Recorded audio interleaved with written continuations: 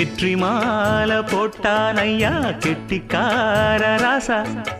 முத்து போல கண்டான் அங்கே மொட்டு போல ரோசா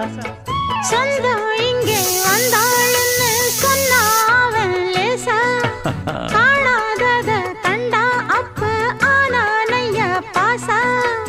என்னாச்சு இந்த மனம் பொன்னாச்சு அடைய போதோ ரெண்டு மட்டும் ஒன்னாச்சு